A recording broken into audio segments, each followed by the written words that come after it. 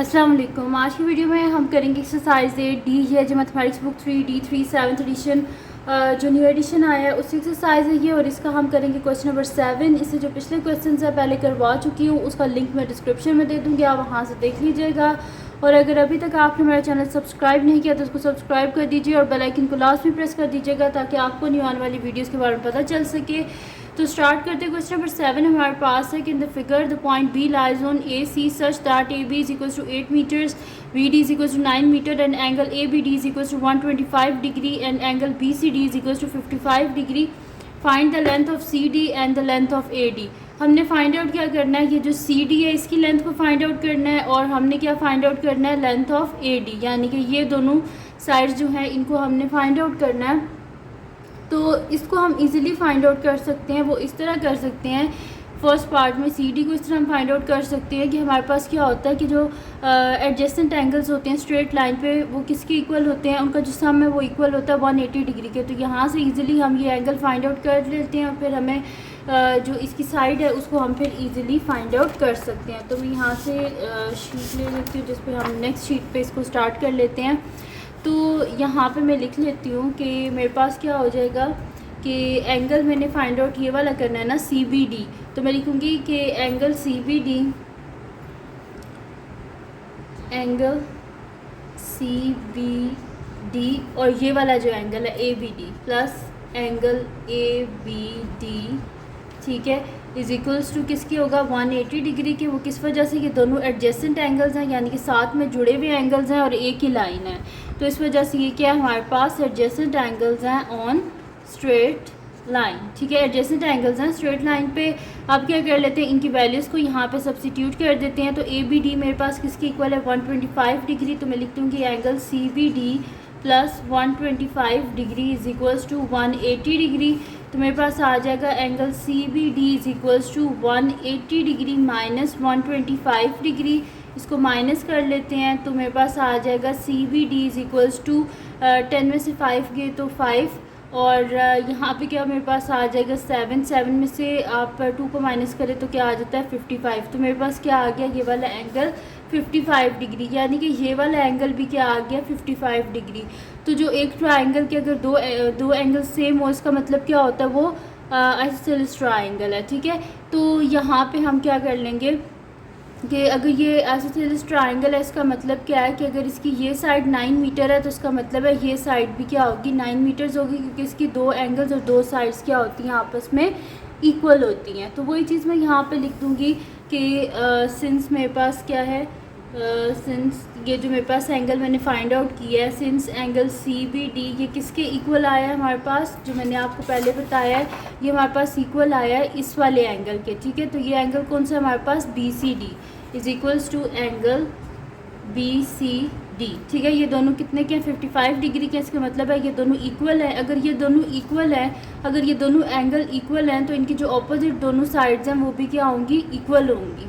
ठीक है, तो इसका मतलब है कि बी डी जो है वो क्या होगा, इक्वल होगा सी डी के, और ये दोनों किसके इक्वल है 9 मीटर के। इसका मतलब है ये क्या है हमारे पास एक आइसोसेलेस ट्राइंगल है। इसका मतलब क्या है कि सी डी क्या है हमारे पास 9 मीटर। ठीक है, ये दोनों हमारे पास क्या है एंगल जो थे ये दोनों हमारे पास क्या है इक्वल है। तो अगर दोनों एंगल इक्वल है इसका मतलब है कि इनकी जो ऑपोजिट दोनों साइड्स हैं वो भी क्या होंगी, इक्वल होंगी। ठीक है, अब क्या करना है, हमने सेकंड पार्ट है इसका, हमने फाइंड आउट करनी है लेंथ ए डी की। ठीक है, तो ए डी यानी कि ये हमने फाइंड आउट करना है, ए डी को फाइंड आउट करना है। तो यहाँ पे हम क्या कर लेते हैं कि कोसाइन रूल को अप्लाई कर लेते हैं, क्योंकि यहाँ पे तो हम कोई एडजेसेंट एंगल हमारे पास है नहीं कि उसको यूज़ करके हम साइड को फाइंड आउट कर लें। तो यहाँ पे हमें क्या करना पड़ेगा, कोसाइन रूल को यूज़ करना पड़ेगा। तो मैं यहाँ पे लिख लेती हूँ सेकंड पार्ट, तो सॉल्यूशन सेकंड पार्ट तो मैं यहाँ पे लिख लेती हूँ कि यूजिंग कोसाइन रूल।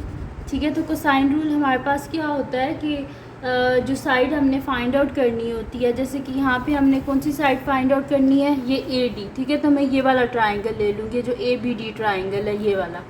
तो अगर मुझे ये करना है मैं यहाँ पे बल्कि इसको बना लेती हूँ ताकि हमारे लिए ये इजी हो जाए।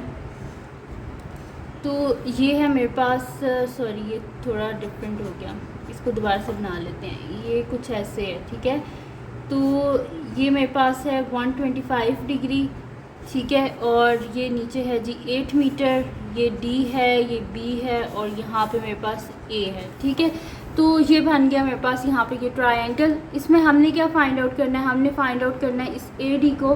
तो AD को फाइंड आउट करना है तो फिर कोसाइन रूल हमारे पास क्या हो जाएगा कि AD whole square is equals to मेरे पास किसके इक्वल आ जाएगा, बाकी मतलब कि जो हमने साइड फाइंड आउट करनी होती है ना उसका स्क्वायर किसके इक्वल होता है, बाकी जो दो साइड्स हैं उनके स्क्वायर के सम।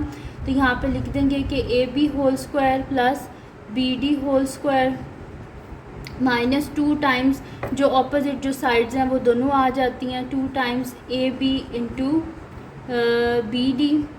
ठीक है, और इसको मल्टीप्लाई कर देंगे हम कॉस जो हमने साइड फाइंड आउट करनी होती है ना, जैसे कि ये साइड फाइंड आउट करनी है तो इसके जो अपोजिट एंगल है वो लिख लेंगे। तो कॉस एंगल ये जो मेरे पास है ABD।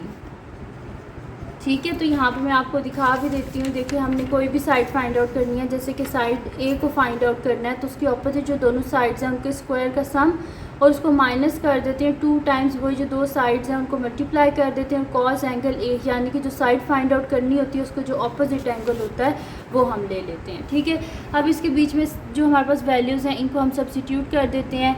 तो यहाँ पर मेरे पास क्या आ जाएगा कि AB मेरे पास किसके इक्वल था, यहाँ पर 8, तो मैं यहाँ पे लिख देती हूँ 8, और यहाँ पे जो मेरे पास है BD ये इक्वल है 9 मीटर के। तो इन वैल्यूज़ को यहाँ पे सब्सिट्यूट कर लेते हैं। तो AB की जगह लिख देती हूँ 8 square plus 9 square minus 2 times 8 into 9 multiply by cos मेरे पास एंगल क्या है 125 डिग्री।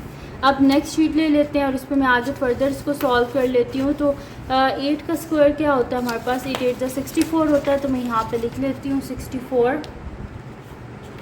9 का स्क्वायर क्या होता है 81 माइनस यहाँ पे इनको मल्टीप्लाई हम कर लेते हैं, तो इनको यहाँ पे मैं लिख लेती हूँ कि मेरे पास आ जाएगा 2 इंटू 8 इंटू 9, 2 इंटू 8 इंटू 9, तो यहाँ पे ये मेरे पास आ जाएगा 144।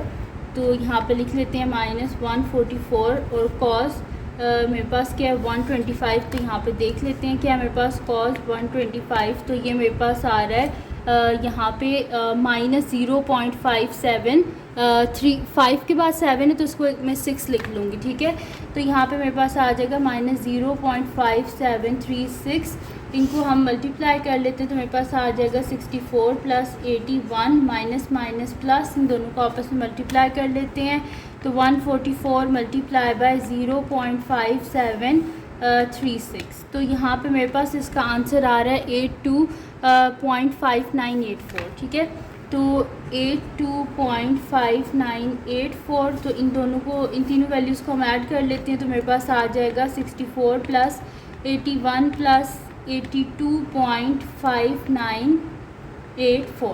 तो इसका आंसर मेरे पास आ रहा है 227.5984। तो मैं यहाँ पे लिख देती हूँ कि 227.5984। ठीक है, अब हमारे पास किसके इक्वल है, ये AD होल स्क्वायर के इक्वल है। ठीक है, तो यहाँ पे लिख देते हैं कि AD होल स्क्वायर के इक्वल है। हमें क्या चाहिए, AD बोथ साइड पे हमें क्या करना पड़ेगा, स्क्वायर रूट लेना पड़ेगा। तो मैं यहाँ पे लिख देती हूँ बोथ साइड पे स्क्वायर रूट, तो मेरे पास आ जाएगा 227.5984।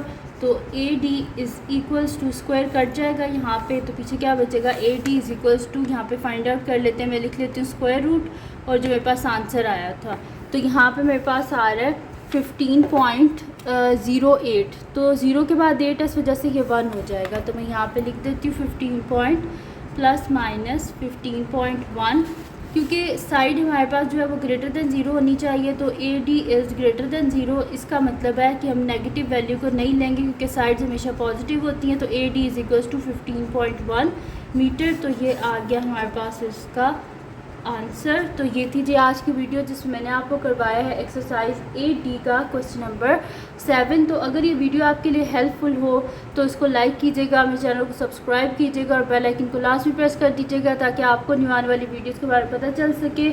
और जो मेरा सेकंड चैनल है जिसके बीच मेरी कुकिंग की, क्राफ्ट्स की, रिडल्स की, ट्रैवलिंग की वीडियोज़ हैं, उसका लिंक भी डिस्क्रिप्शन में है, उसको भी सब्सक्राइब कर दीजिएगा।